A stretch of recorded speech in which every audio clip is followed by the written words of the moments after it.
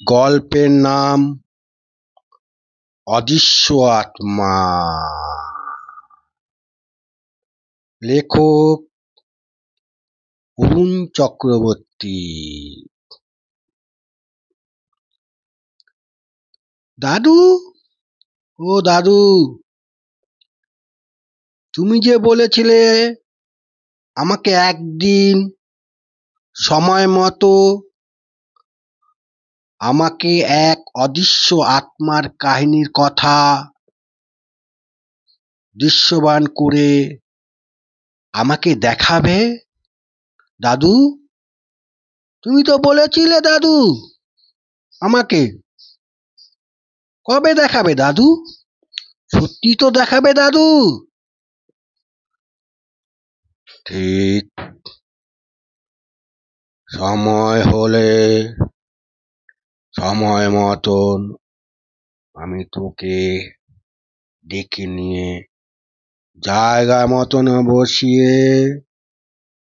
তোকে এক অদৃশ্য আত্মার কথা দৃশ্যমান করাবো। বাবাই, তুই বুঝলি? আমার ঠিক মনে আছে বাবাই। দাদু, ও দাদু, আমার আর তো তর সইছে না দাদু। আমার মন অতি চঞ্চল হয়ে গেছে। আমার আর তর সইছে না দাদু। আমি কখন ওই অদৃশ্য আত্মা দেখব, তার কথা শুনতে পারবো? দাদু, আমার এই চঞ্চল মনকে ধরে রাখতে পারছি না দাদু। আমি আর পারছি না দাদু। আমি কখন দেখবো এই অদৃশ্য আত্মা? তুমি আমাকে কখন দেখাবে দাদু? দেখবো দাদু। তুমি কত বড় সাধক হয়েছে দাদু, আমি দেখবো। তুমি কত বড় সাধক হয়েছো দাদু, তুমি কত বড় সাধক হয়েছো। কে বললি আমাকে? বাবাই, কি বললি আমাকে? কই দাদু, আমি তো কিছু বলিনি দাদু। কই, আমি তো কিছুই বলিনি দাদু। তুমি ভুল শুনেছ দাদু। শুধু বলেছি আমাকে কখন দেখাবে।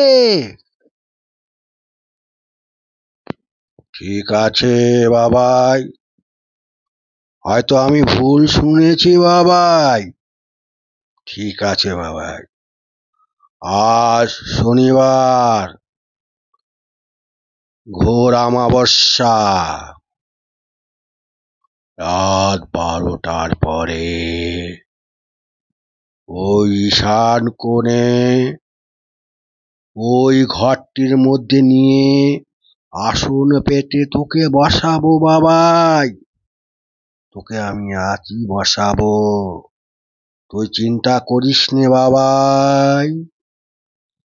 দাদু, দাদু, আমি খুব আনন্দ পেয়েছি দাদু। আমি খুব আনন্দ পেয়েছি দাদু। আমার মন শান্ত হয়ে গেছে। আমার মন খুব শান্ত হয়ে গেছে। আমি এক অদৃশ্য আত্মা দেখব। আমি এক অদৃশ্য আত্মা দেখব। কি মজা, কি মজা, কি আনন্দ, কি আনন্দ।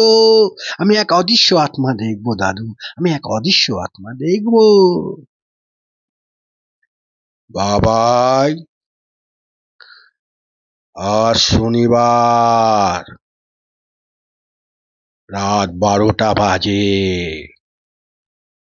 চলো আমার সাথে ওই ঈশান কোণে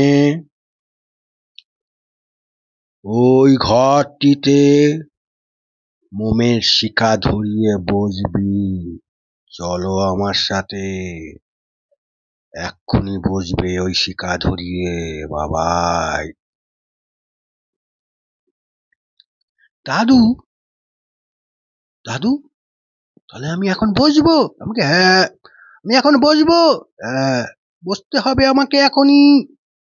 ঘন্টা দুই তিনেক বসার পর, ঘন্টা দুই তিনেক বসার পর বাবাই চিৎকার করে বলতে লাগলো, বাবাই চিৎকার করে বলতে লাগলো, দাদু, দাদু, আমাকে বাঁচাও দাদু, আমাকে বাঁচাও, দাদু আমাকে বাঁচাও। আমি এই ভয়ঙ্কর রূপ দেখতে পাচ্ছি না দাদু, আমি এই ভয়ঙ্কর রূপ দেখতে পাচ্ছি না দাদু। আমার কষ্ট হচ্ছে, আমার ভয় লাগছে, আমার শ্বাস বন্ধ হয়ে আসছে দাদু, দাদু আমার শ্বাস বন্ধ হয়ে আসছে দাদু। আমি এই ভয়ঙ্কর এক অদৃশ্য আত্মা দেখতে পাচ্ছি, আমি এই ভয়ঙ্কর অদৃশ্য আত্মা দেখতে পাচ্ছি।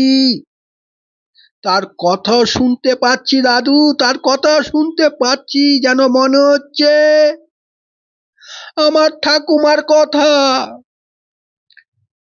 সে আমাকে ভয়ঙ্কর চোখ মুখ দাবানলের দ্বারায় আমাকে গ্রাস করতে চাইছে দাদু, আমাকে গ্রাস করতে চাইছে দাদু। আমাকে বাঁচাও দাদু, আমাকে বাঁচাও দাদু, দাদু, আমাকে বাঁচাও দাদু, আমার খুব ভয় করছে দাদু, আমার খুব ভয় করছে। এইরকম অদৃশ্য আত্মার কথা শুনিনি দাদু, আমি এরকম অদৃশ্য আত্মার কথা শুনিনি। তুমি আমাকে বাঁচাও, তুমি আমাকে বাঁচাও দাদু,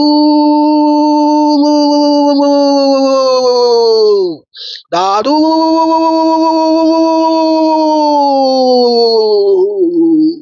তুমি আমাকে বাঁচাও, তুমি আমাকে বাঁচাও। শ্রোতা বন্ধুগণ, আমার এই কাল্পনিক নতুন গল্প শুনে যদি আপনাদের ভালো লাগে, তবে আপনারা আমাকে উৎসাহ দেবেন। নমস্কার।